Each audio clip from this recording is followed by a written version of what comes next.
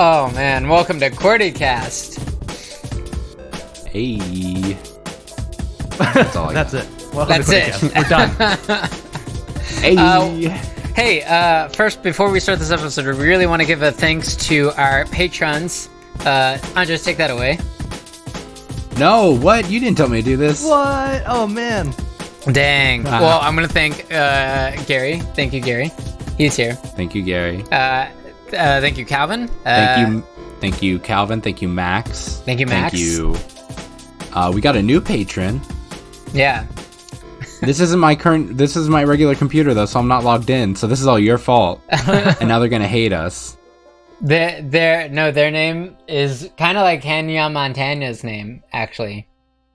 Oh yeah, it was like something Daytona Daytona.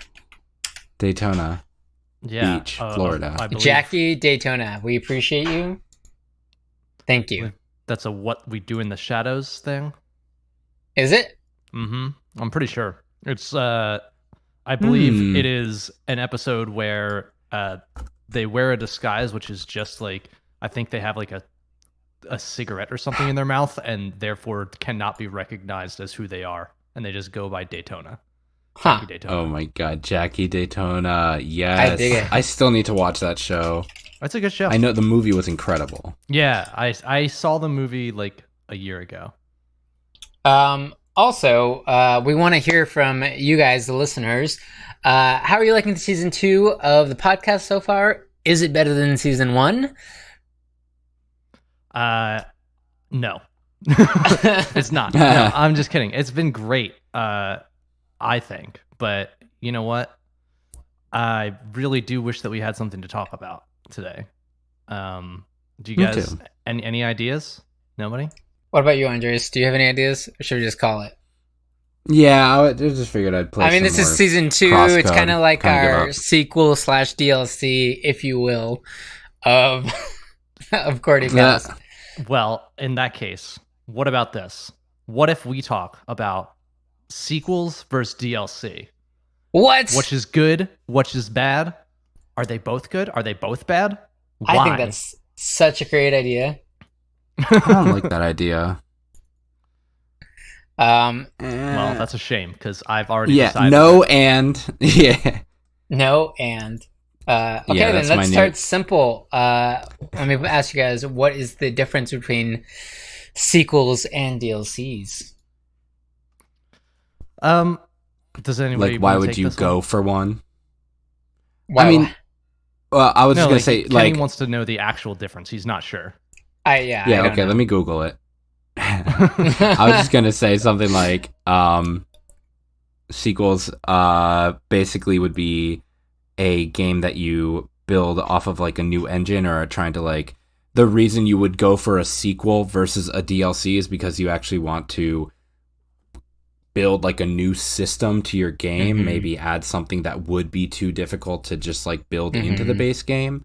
I mean, I think the question would, I guess, go into the actual like development tools you use, like Unreal Engine and whatnot, and why it would be hard to add new mechanics to a game versus just like building off of the mechanics you already have, you know? Yeah, I Well- would say that's the biggest indicator for me between a sequel and the DLC, besides the arbitrary numbering.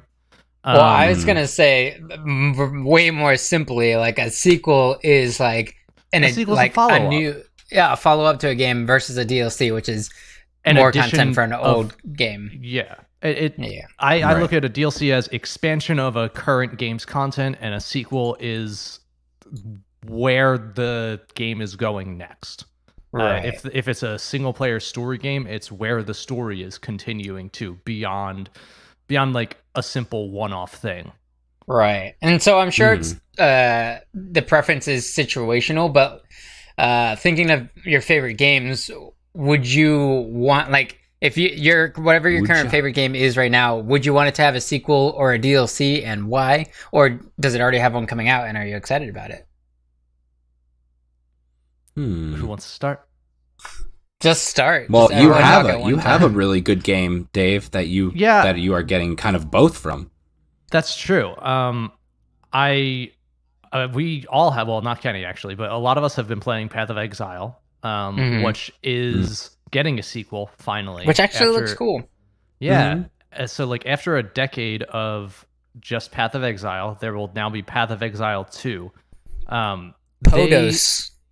They redid so much stuff. They're adding new classes and they're upping the graphics. They're doing a whole new campaign.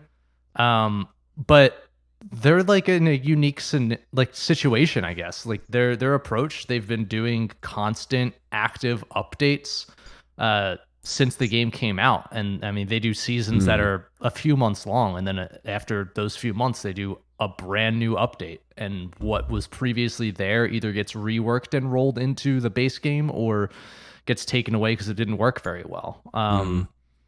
But I guess the tough thing with that game is because it's free to play, it's really hard to say where they would have been if they had been charging for this DLC over and over and not just selling cosmetics that helped support their development. They definitely have this advantage of a constant test with the original Path of Exile. You know, if a mechanic works really well, they can expand upon it and really implement that more heavily into the base game of Path of Exile 2 at this point. So, you know, a decade worth of feedback, and they're having a sequel now.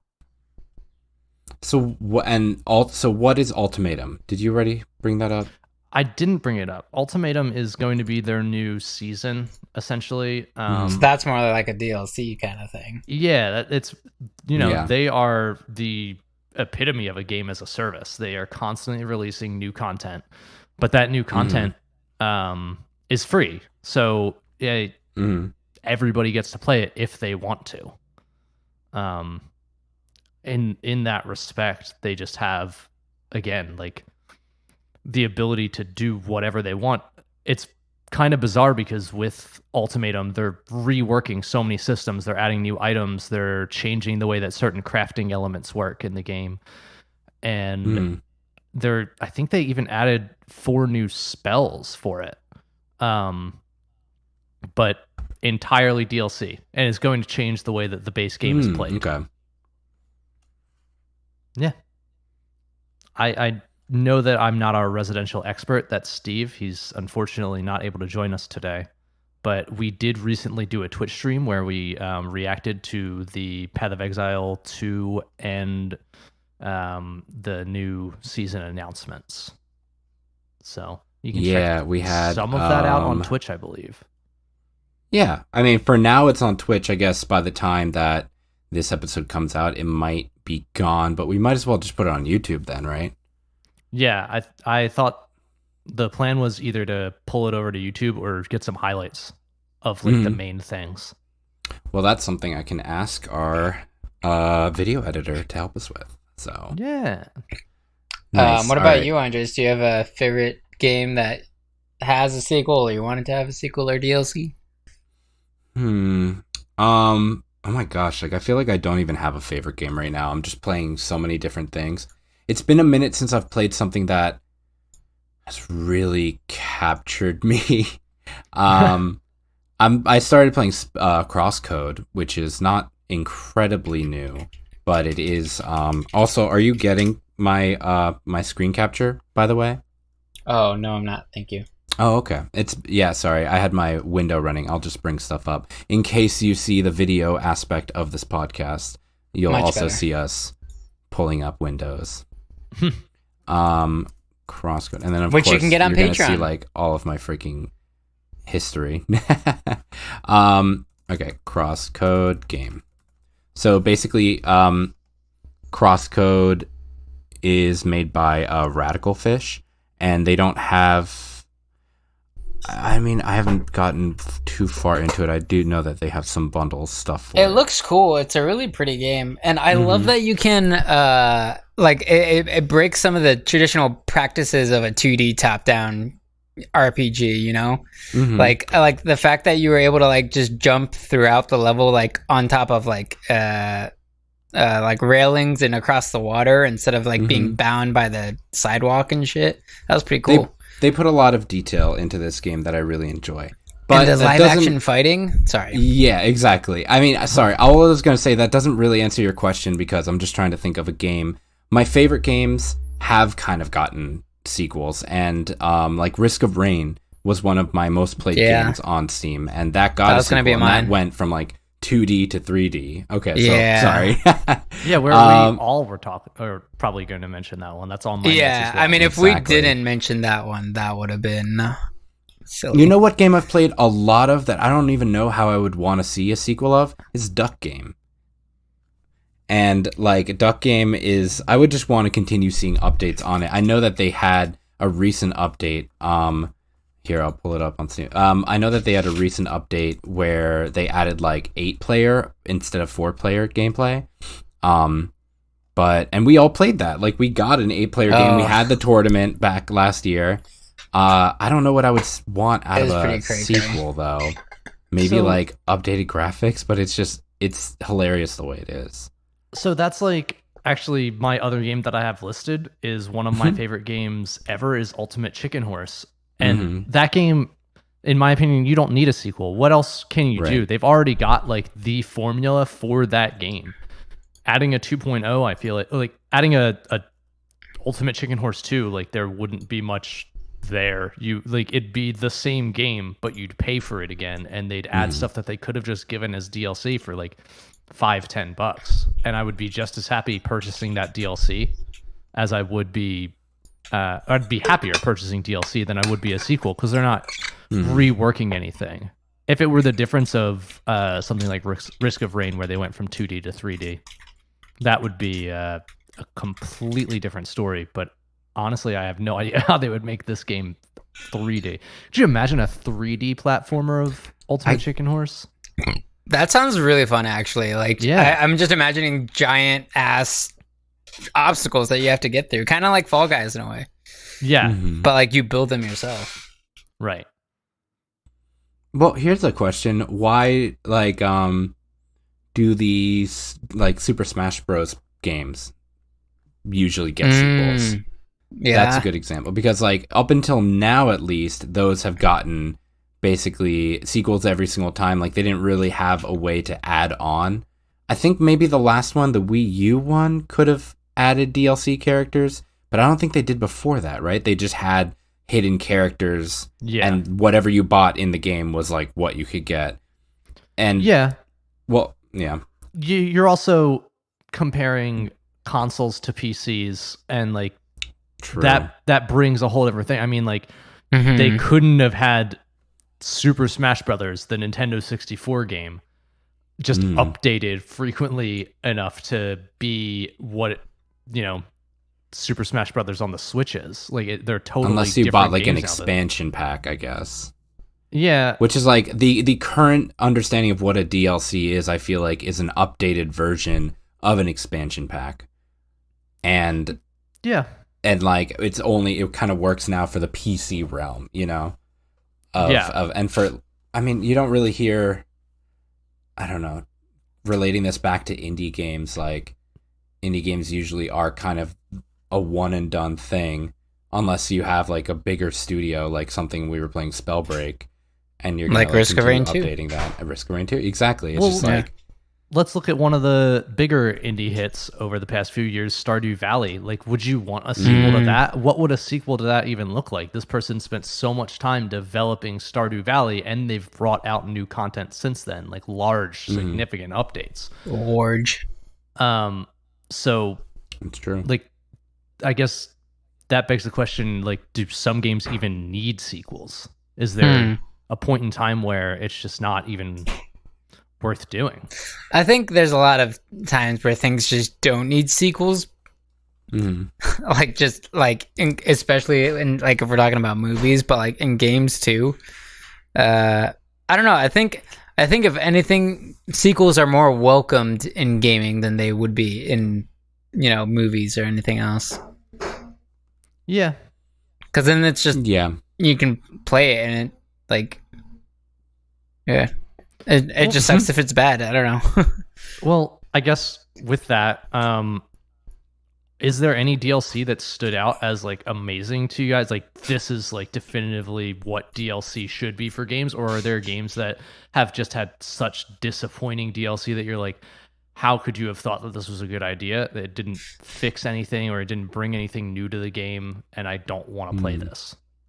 All the DLCs for games like Age of Empires back in the day, and some of the Call of Duties had some great DLCs. Actually, at those times, those were technically like expansion packs, but still, those are really great for me. Like I thought those added a lot of interesting content. Definitely. I think of Civ. Like I'll buy all of the Civ 6 DLC because they add new people, so it changes the way that the game's played. Sometimes it adds like a new game mode or something like that, and all of that completely changes like your strategy of it. Even though I know that of the Civilization games, Civ 6 is supposed to be the one that's significantly more broken and easy to manipulate for easy wins. But you know, all of their DLC, I have every single one of their DLC packs just because I like the idea of adding new emperors to see how they play versus the other ones. But every time they do a sequel, they kind of do rework something to try to make it a better game. Whether or not they succeed is a different story. But yeah, like the Civ game sequels, I don't know. I don't play Civ enough to really know, but they basically all feel the same to me. Yeah, they're not rehashing anything. So, but they do update the systems and the exactly. Yeah, which is that's kind of where like their I remember when remakes. Age of Empires 3 came out, and a lot of people actually trash on that game. I found out recently, but the graphics update was really good, and I thought like overall sound quality and gameplay was really interesting, and I thought it was just a great sequel. I thought it was a lot of fun, and I thought it was really interesting. I guess do want to say my least favorite DLC really quick. Still to this day has to be one of the initial attempts at DLC, which was done for Oblivion, and that was the infamous horse armor. Horse armor. Okay, tell me about it. That was, I believe they charged $5, but it might have been more, and all it did was add armor for your horse. That was the whole DLC. That's amazing. Wow. Very much real world Was money. it expensive? Wow. It was pretty expensive, yeah. $5 for horse armor. I mean, did you use your horse a lot in Oblivion? Not really, no. Oh my god. Wow. Well, I mean, I was just going to say that I brought this up, like I've been bringing up Binding of Isaac for a while now because they had that new DLC which is, it's kind of confusing. It's like DLC expansion packs. They're basically like considering it new game plus, because Binding of Isaac will never have a sequel. And that's sort of like expected from it because you don't really have to fix that game. You just like keep adding more content to it. Like that has had really well received and really badly received DLC. And this new one I think is really unique because, as I've mentioned before, it's it's an expansion pack that was made by a mod community, and then the dev Edward McMullen, he actually took those devs and had them work on that expansion pack, but putting it like properly into the main game and fleshing it out and polishing it. And it was also directed by him this time. So nice. They ended up expanding on this, but it's like a $15 or $16 expansion pack, which is almost like buying a new game, but apparently it adds like that much content to it. It adds new characters, it adds new dungeons, like everything. And assumably the last one they'll ever have. It's worth noting that like a significant amount of development work went into it, so I wouldn't expect something that sizable to be given to me for free. Right, exactly. Which I think a lot of people get upset about, like, why am I paying more for content for when I already paid X amount of money for a base game? Which I think that argument goes more for $60 games than they do for like $20, $30 games. But you still hear it thrown around. Yeah. For me, it's a lot about the perception of it. Like, if it's something that was organically developed over time, because, from feedback, the developer has learned, oh, this is what people are asking for. This is what they want. This is how they want to play the game.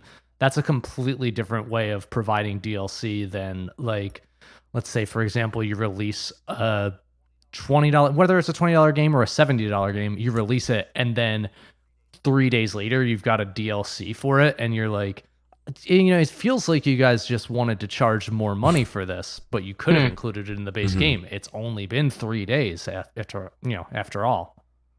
I think that's something that more commonly. So you're saying stagger it out more? Yeah, definitely. Well, spacing it correctly helps with the perception.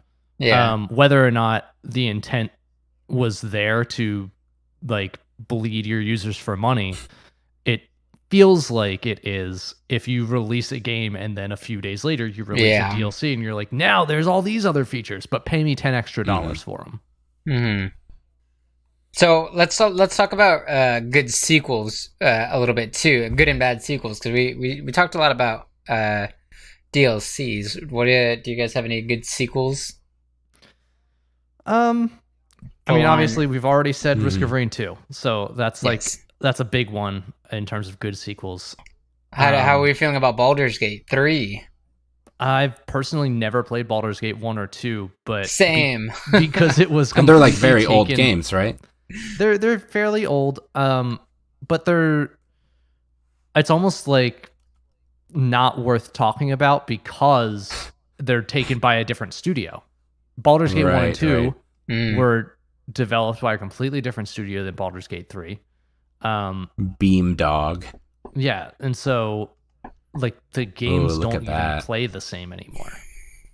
Interesting. Yeah, they went a whole different way with it because, 2013. But ultimately, I think it was the right move. Like, it feels great. I mean, I guess I can't really say because I didn't play the old ones again, but it feels like it was the right move. I mean, it got us interested, which that's a huge success for a game company to get new players who'd never played the old games to be interested in a third in the franchise. Also, go ahead.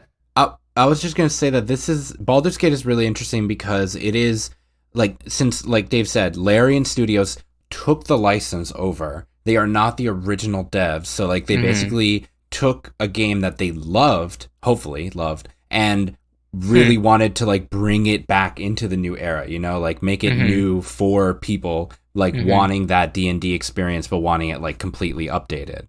And that reminds me of, our past talk about Rogue. I kind of brought that up, that in the past, in the 70s or 80s, when you made a video game, there wasn't really time for sequels. The next version of that game would be somebody else making that version of the game. And so, that's where the term roguelike comes from, because roguelikes were literally just rogue sequels made by fans. And that's originally what it was. And so that's really interesting that Baldur's Gate kind of jumps into that. Well, I'm sure there's a lot of games I wonder how many games there are like that, where it's the fans came in, took over, and wanted to create a new version of it because they didn't want that license to die. Yeah, it is interesting to note that because this is an officially licensed D&D product, they essentially made a bid for the license. It boils down to something both more simple and more complicated than that, where they were asked to take it over because Wizards of the Coast was very interested in Divinity Original Sin 2 and the way that Larian Studios developed that, and they, I guess, felt as though bringing that style of gameplay to Baldur's Gate would open up more possibilities to make it play more like a D&D experience. Right. But a lot of fans were pretty upset by Larian taking over Baldur's Gate because they switched. I believe this is the case. I believe it's they switched over to turn-based because that's what Larian Studios is best at, is turn-based combat. But I think Baldur's Gate 1 and 2 may have had real world elements to their combat as well. Mm-hmm. But I'd have to double check that. My sequel that I think of right now is actually Deltarune, if you guys know about it. I don't. So Deltarune is the sequel to Undertale. And basically Toby Fox, who made Undertale and made like every single element of it, I believe Toby Fox made the music, they made like the art, they made the system, they did this entire game by themselves. And now Deltarune is going to be the sequel of that, just with a team. But they released Deltarune for free as like kind of out of thin air. Nobody was expecting it, and it was just like a single chapter. And if you know anything about Undertale, you'll know that Deltarune is incredibly muddled with like secrets, and you don't really know what's happening because everyone really loved the world of Undertale, so you don't know how it works in that same realm, but there are definitely references to it. And it ends on a cliffhanger with a lot of like open-ended questions of where is this game going and what's going to happen. And but the problem was that Deltarune didn't really come out as like a game that was expected to continue like updating. It was Toby Fox saying, I want to make this game, I just need the backing for it. And so that's where it left. And I would have to see if there's any updates to it, because I really do want that to continue getting more chapters. And I think he has planned chapters already, but just depends on him and the team that he creates. I remember there was I think Devolver got tagged in the original Twitter post and they were like, yes, we're in, or something like that.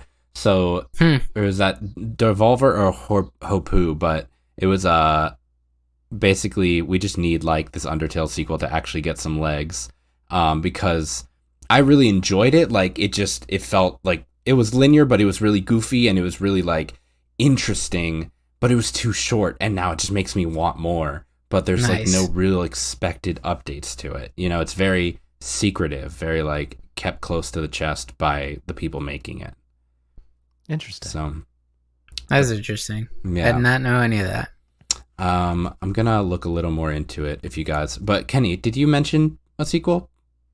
I didn't. I have some honorable AAA mentions that I have to talk about, and the first, one of them, I'm going to end it on a kind of a AA game. Okay. But obviously, going back to what Cam's been saying in our chat, Jak and Daxter, that sequel, fucking amazing, just because they took such a dark turn. And I think someone said this, like, that was like the thing to do back in the day, is like have a nice friendly kids game and then bam, it's dark now. Like Jak not talking in all of the first game, and then in the second game his first lines are, I'm gonna kill Praxis, because he's been tortured for like the last 10 years. Oh yeah. And that's like how the game starts. You just see a cinematic of him being like shocked, and like he's bound to a table and being shocked by this thing. And then Daxter comes in, he's like, hey buddy, I finally found you, or whatever, and he frees him. And Jak's got these like new like dark powers, and it's like holy shit, this is a different game, and there's just so much new to it, and it's such a different world from this like nice countryside where you're just jumping around and stuff. And it goes to this like really kind of grimy city that also has like cars that you can drive, and it just felt so much bigger, and like there was so much you can do. Anyway, that was honorable mention number 1. Number 2, Left 4 Dead. Actually, most of the Valve games, Portal 2, Left 4 Dead 2, Half-Life 2, like all of those, especially I think Portal 2 might be my favorite, because I think originally Portal was created by one person who was doing it as like a school project or something, and then it just got picked up because it was a great concept, and people were like, I think it got added to the Orange Box, and that's how it like blew up. Yeah, exactly. I remember the Orange Box. Which can anyone TLDR the Orange Box? It was like Team Fortress 2 and Portal 2, and I think something else. Half-Life. Half-Life, yeah, and it was just you could get those as like a bundle. and I think that was it. I think And that maybe was like something very else. rare, it technically in like Xbox history. Yeah. Yeah, it was like But- this fun thing where they just decided to package multiple games together and sell them. Yeah. Also, just to But, say, like, there is a notable dark difference, like my God, yeah. adult theme difference to the Jack and Daxter box set from like 1 to 2 to 3. Yeah. And you can tell. And I mean, I had Yeah, actually 3's brought this crazy up too. to somebody, and back then, I mean, like, I think at around that time, it was a trend to make your sequels this like darker version, you know? Like Kingdom Hearts went from a Disney like kind of Square Enix game, but mostly Disney, very like heartfelt, very much like friendship and blah blah blah, like friendship beats darkness. And then Kingdom Hearts 2 just like blew it out of the water because it was so much more of a Final Fantasy game and actually like building into those like really darker themes and exploring like more mature kind of like angles. I don't know. And the characters were all older. Like there was a time skip. So I think you do that a lot with time skips. It's just, well, your characters are older, so now there's going to be older themes. Right. Yeah. And it's interesting. Going back to Team Fortress. I don't think I don't know what the original Team Fortress looks like, or Team I Fortress only know Classic of- looks like CS:GO, I think. wow. Yeah. So Team Fortress 2, Look I at know, this was shit. super Oh popular. my god. Yeah, that's a Wow. huge jump. Yeah, and the cartoony take that it is kind of now, and like the cinematics that they were putting out, it was so good. I mean, if you're of the younger generation and you're listening to us and you're like, what's Team Fortress? Well, it's basically what Overwatch is now, but back then. Is it battle? I think It's that's not fair. battle I feel like royale. it's still a it's pretty PvP. popular game. Oh It's yeah, definitely you, still arena pretty shooter. popular. arena Yeah. shooter. It's a class-based arena shooter. Yeah. And it's And yeah, I it's feel still like getting it played started today. the whole class-based arena shooter kind of genre. It definitely popularized would have it. been one of the pioneers, if not the first major one. So I Um, think what we're getting at a little bit is that our favorite sequels are games that took an aesthetic jump from the first to the second. Something Yeah. that visually And a mechanic jump. yeah, and a mechanic jump. Just like update, like more things to do, more like Another one that I can throw in really quick, Yeah. Rocket League. Mm-hmm. Going from super rocket-powered battle cars to Rocket League, like We did Genius. Rocket League, but that was there's Rocket League 2? I mean, well, no, that's not a Rocket League 2. That's technically is Rocket League 2. Or, I mean, I don't it's understand. rocket-powered battled cars 2 is Rocket League. Oh, Super Powered Battle Cars was a separate game, and that was like the spiritual predecessor. That was, yes. Okay, just from the Yeah. same like a Psionics or whatever they are. Yeah, I believe so. Super. I wanted to throw a couple dishonorable mentions for Triple A's, which is Throw it at us. Crackdown to Crackdown 2 to Crackdown 3. Nobody asked for Crackdown 3. Everybody asked for Crackdown 2, and it was a disappointment. That's a big one for me. It was Crackdown. like Oh, Oh, this is a Sega. also, I that need to correct game, myself I have no really idea quick. what that is, Andres.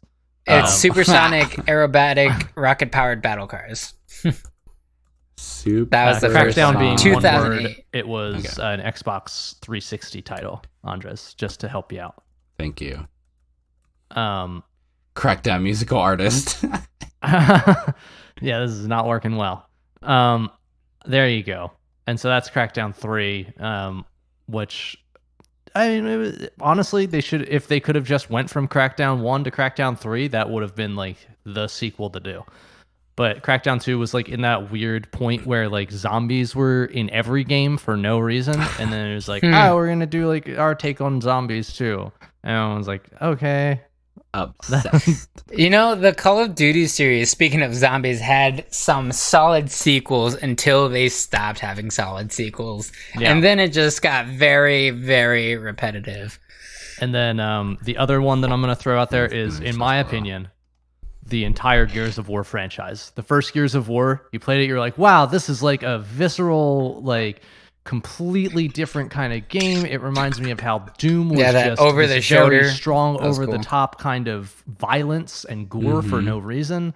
And then Gears of War 2, they were like, we made the same game but with a different story, but we did not fix multiplayer, and we will not. Yeah. That's what they do with a lot of sequels, I feel like, is they make the same game with a new story, but don't change anything else, really. But Gears of War 2, I played with my friend I played it in high school, and I was in love with that game. That shit made me cry. Like, there are some really heavy, well-written scenes in Gears of War 2. Listen, the first I'm just not like gonna let you shit on like good. every game. The story was very good. And then, yeah. I mean, I'm not going to say it's the best game ever. It was the multiplayer aspect that really threw it for me, because you're like, well, half the point of the game was the multiplayer, and you didn't. And you think 2 was bad? Yeah, all of them had the same problems as the previous multiplayer. Like, the biggest issue with the multiplayer from Gears 1 was that it relied on host connection, and if you had the host connection, you just won every fight that you were in. If there was a chainsaw fight, you won because you're a host. If there was a shotgun fight, you won because you were the host of the match, etc. And then in Gears 2, it was like, well, we like made this battle mechanic for the chainsaws, so if you're both fighting with the chainsaw lancer, you can like mash the B button or whatever it was, and if you mash it more times. But then it was like, oh, but this person was the host, and therefore their inputs were measured faster than your inputs were, because there's no ping from them to the game server. So then they won the battle. So it was the same thing, and Shotgun was the same thing. It was like, you are the host of the game, you win the shotgun fight, no questions. And so I was just like nostalgia, and you're like, this fucking sucked technically. It's like, which is, I mean, yeah, that's fair. It's just like, probably would hate going back to it. Yeah, it took away the uniqueness of the concept of the game was taken away by the multiplayer being kind of, in my opinion, almost unplayable. When I'm aiming at somebody and I hit them on my screen, but I'm not the host of the game, so my screen doesn't really matter. That's when it like goes out the window. Yeah, I'm sure there's a lot of other sequels. I know we just like hit a huge stride of a bunch of sequels that just pop into our head, but we do got to move on. If you're listening and you think of anything or think of something that we needed to mention, let us know in Discord, or let us know on Twitter, or wherever you like to let people know about things. What I do want to take away from this is that AAA sequels bad, indie game sequels good is almost entirely what our conversation was, other than Jak and Daxter. Right. And some of the Call of Duty. Yeah. Well, I feel like a lot of times with indie game sequels, you are really, like, it is always a system and, like, an engineering update to the game itself. Because you're not going to... It feels more like a labor of love. Yeah, or, like, that you now have the funding and the backing to create more for this game. And I mean, if you like, a lot of us play Oxygen Not Included, and that's probably not going to ever get a sequel, but it just keeps expanding on the base game because it's just like a learning game. Although Don't Starve together is technically a sequel to Don't Starve, but as a sequel, it's just letting you play the game in multiplayer. Right. There's just so many they could have just added. That's like one of the ones that could they have just added it though? Because why would they have made together if they couldn't, like, maybe they couldn't have added for more money, probably for more money, I assume. Yeah, that's true. But also, like, we can't, like, that's what I would do. maybe the infrastructure of it didn't support it. Exactly. Well, this is really great because this actually leads into our next question: how long should a developer work on a game before deciding to add a DLC or a sequel? I have a different answer whether it's a DLC or a sequel. All right. Okay. DLC, I think, should not be added until the developer has fixed any initial issues that pop up after a 1.0 launch. Not after 3 days either. Yeah, right. You should, like, if it takes 3 months for you to fix everything, and then you start and then you announce DLC, and you're like, oh, by the way, we've now done everything that you guys have asked. This game is exactly what we wanted it to be, and everybody else is happy with it, or roughly the majority of people are happy with it. Now we're going to focus on adding more content. That's like a completely different approach than, we hear you, but also we don't want to fix this stuff, so just buy this content and still play the same game, where we're not ever going to address any of the issues that you bring to our attention. which are two very different strategies that companies actually employ, it seems. I'm now just thinking about what does it cost you as a game developer on Steam, on Epic, any of these platforms to add DLC to your game versus releasing a whole new game. And I feel like it would be easier to add DLC to a game that you've already published, because I feel like adding a whole game is just going to be like a whole new entry of all of the data that you had to add in the first place. But I also would be interested to know what the monetary barriers are. Like, what does it cost? What do you have to do? What's the paperwork to add DLC to a game on Steam and Epic and whatnot, you know? Because there might be an encouragement for some people to just create a whole new game versus like having to go through some, I don't know, BS of adding information to your base game. And I feel like a lot of DLC fixes bugs. Like, that's what you look through in the patch notes. For example, we just saw Chapter 2 of Spellbreak, which is technically DLC. But, I mean, it's not, like, you're not paying for it. It's just, like, free for the DLC, game. Yeah. Right, but, like, in the Chapter 2 notes, at the bottom, it's all of the bug fixes on top of everything else they've added. So, I don't think it always has to be separated. Like... Oh, yeah, no, it doesn't. I mean? I think of Destiny, though. Destiny 2 especially, following the same path as Destiny and charging for all of their various DLC packages. And they're like, we're not going to fix anything unless you buy this DLC. Until they did like their largest DLC for Destiny 2 at the time. And at that point in time, they're like, okay, all of these fixes, they'll go into the base game. But if you want any of the content that comes with these fixes, then you have to pay us another $30+. And you're like, I don't want to. I'm sorry. Yeah. And I mean, like, it sounds like the harder audience to please is audiences of like MMO games and games that have to like go to like multiplayer games. I mean, Destiny's a MMO, I would say right? first-person shooters. It's a really hard audience to please. Right. Whereas like a small story game, like we were saying, Stardew Valley, you have like a less toxic community. I don't know. You just have like more wholesome. Thank you. Yeah. Or just like they're more focused. Like the updates they're asking for is like farming updates, you know, or just like bug fixes for relationship fixes. Blah blah blah. I gotta be honest. I know so little about Stardew Valley. I have no idea what kind of DLC would go into. Yeah, let's. I mean, let's they added look. a whole what if multiplayer to it. Oh, that's did like, they? Well, yeah, it's one of the arguments against like Don't Starve Together, right? Is they just fucking Stardew Valley? They just gave it to you. So you can just farm together. Multiplayer, yeah. But that depends on the base game. That depends on like what it was built in. Yeah, exactly. It depends on we the need to start framework of the having game. some co-streams with Cryptine. Say again? Because she plays. We need to do some like co-streams with Cryptine because she plays Stardew. A lot of Stardew, yeah. And I mean, that'd be cool. I would love to play the multiplayer with her. I tried getting into Stardew. Like the only reason I didn't is because it's one of those games where I feel like you have to do a lot of research in order to really. It's a lot of time. Yeah, it's a lot of time outside of the game before you play the game. Because if you play the game and you're trying to learn while playing, you kind of waste time. And so like you would have to basically. In order for me to enjoy this game, I'm gonna have to watch some tutorials on like how to start your game. I think maybe it's because I played a lot of Harvest Moon as a kid, but like to me, it all seemed very intuitive, and it always follows the same. Like, I mean, you start with relatively nothing, relatively little money, and you run through the game, and as you run through the game, you learn better strategies for farming. You learn better strategies for watering everything, and you're also upgrading your equipment. You know, like you go from a watering can that can water 1 square to a watering can that can water 3 squares and stuff like that. It's just...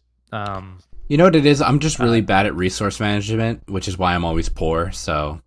Like, so I get really bored in Life Sims, though. Yeah. Kind of same, actually. Well, since we're on the topic of indie, let's continue and just say for dev teams that are small, like Innersloth, for example, the creators of Among Us, what are the pros and cons of sequel or DLC in that respect? Because going back to Among Us, they were going to come out with a sequel, and then the game blew up, and they were like, actually, we'll just do some DLC stuff instead because we got a community. And they went back and fixed a bunch of stuff, and now they just added the new map. And the map's huge, which is almost like huge. You just want the other maps to be as big now. Right. But I think Among Us is a very weird special case because Among Us is no longer only kind of centered around the game community. It's become an international hit. And because of that, I think it's going to be a lot harder for Among Us to get Among Us 2 into people's homes versus just building off of the game that people already have. Like, I feel like I just experienced that through like help desk shit, is just people would rather stick with what they already have and then you just like tell them how to update it and fix it versus like buying a whole new game. Because Among Us 2 is like, what would we're saying like we would probably want a visual update to it, if anything. True. And it's probably going to cost more than $5 and it won't be like free on half of the systems. It seems more sensible to just like, almost in my opinion, to just keep updating Among Us, because the last thing I said before we started was Jimmy Fallon just joined Twitch, which was a tweet from the Innersloth team, and the first game he played was Among Us. Alexandria Ocasio-Cortez like played Among Us, and those streams got like millions, like 1 million plus followers, plus people watching it. So why, like, just continue updating your game, right? Because people have it in their library. Yeah, Is an I argument. mean, there's definitely the advantage to that, but at some point in time, like, what are the limitations of your system? Really, is what, or I guess of their whatever they built it on. Like, what are the limitations toward how they develop this game? Can they not add new customization options? Can they not add? I think they were initially talking about multiple people being able to be the same color because they were going to have a different identifier that showed you like maybe a name on top of their head or maybe some other like significant enough identifier to help make it better for those that are colorblind. Right. And yet they still haven't done that to my knowledge, unless they did it when they've released this new map. No, but you do notice that they like they actually did update the colors of the indicators on specific games so that they were more easier to see for colorblind people. Like they have been. That's another thing, talking about it being an international game, is that it's now has to be ADA compliant. You know, it has to it really does have to lend itself to every audience, because it's kids to adults to seniors, like disabled and fully abled. Like everyone has to be able to play this game. So you have to. Would you say? Would you say either of those is like a pro or a con? I think it's. I mean, hopefully they're still making money. I think that's what matters, is that they're making money and that they're able to start working on whatever they want. But it does definitely put them in a corner that, like, people are probably asking more for updates to Among Us than they are asking for Among Us 2. Right. Well, how are they making money when they bring these updates? These updates are free, you know? Yeah, true. So, but they have also skins. the DLC, the DLC skins that you can get. That's true. And that was I guess updated cosmetic with the updates. And Kyle said himself that he's dropped several dollars on Among Us to get new skins, and he. I've dropped at he had least the mobile one game, bundle. and then he also got the PC version. Yeah. Well, and the mobile game was free, so it's not like that set him back at all. Right, but if he bought skins on there and then went to PC and bought skins again, Mm-hmm. Yeah. Well, and then that's when you add carryover progress, and you add. I mean, they could easily work on Among Us 2 and say, like, hey, anything that you bought, we're putting these same skins into Among Us, and we'll just or Among Us 2. So anything that you bought on Among Us, if it's tied to your account, we're just going to port that over for you. Like, there are ways to work around it. I think the pros for them of making Among Us 2 would be that they could flesh out their idea a little bit more and add some new features that would be easier in a new build of the system rather than trying to fix what they developed on already. The con being they would, like you said, they would lose a significant amount of the audience. Yeah. Because they probably wouldn't be able to put it immediately on mobile, if on mobile at all. And so you'd basically just have the console audiences and the PC audience. And you'd take away a lot of the accessibility of the game by taking it off of mobile. So those would be my pros and cons to the sequel. Yeah, I feel like the sequel would just end up having too much, and it would be like there would almost be a learning curve versus like Among Us 1, which has no learning curve at all. And that's why it's so accessible. Right. Yeah, I don't know.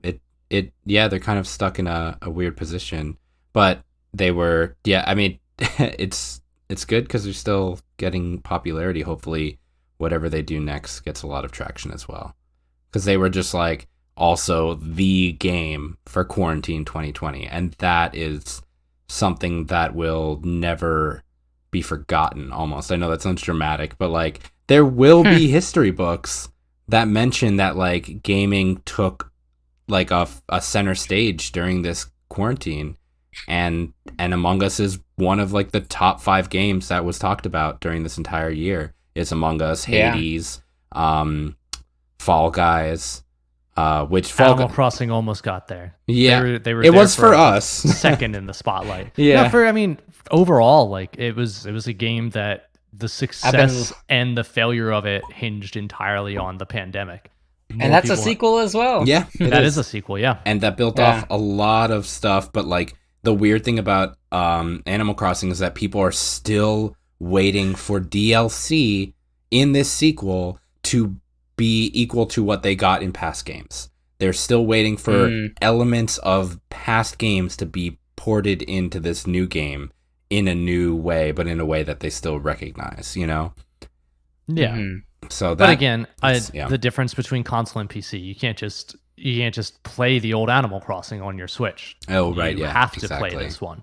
They didn't redevelop the old game for the new console. Which is what, and then, I guess that originally is sequels, is that like sequels were normally PC Mustard Race. God. Just needing to go onto a new system, you know, versus DLC, you just have it all on the same one. So we've been talking. If listeners, if you have anything that you think we didn't touch on, let us know. Or if you'd like us to go into more detail on any specific part of that's true too. We will revisit a topic if it's got enough requests. Yeah, I mean, we always do a lot of scratch the surface conversations. You can go so into depth with sequels and DLC. We're not making the distinguishment between games as a service and DLC, where the service is those free updates. We kind of wrap that all into the idea of DLC. That's a whole different topic in and of itself. You know, there's so many different ways that you can take this conversation. And if you want to hear us talk about any of them, let us know. Let us know. Please. All right. That's it for us. QWERTYcast out. Until next time.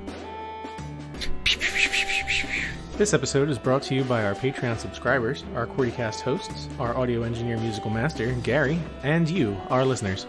If you'd like to join our community, find us through QWERTYcast.com, which has links to all of our platforms, including Twitter, Facebook, Patreon, Discord, and more.